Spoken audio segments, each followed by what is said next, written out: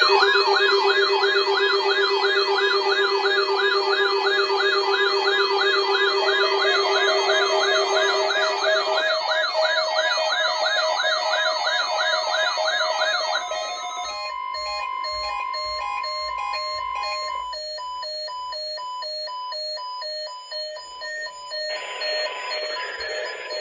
National Weather Service in Chanhassen, Minnesota has just activated the warning alarm on 13 weather radio stations across central and southern Minnesota and west central Wisconsin.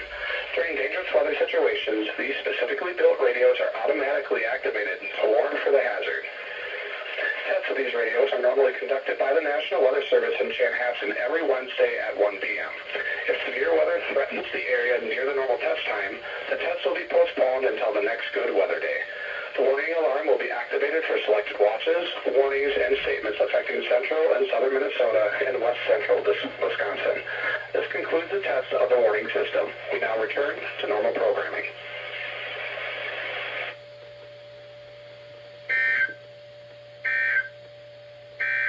Now the forecast.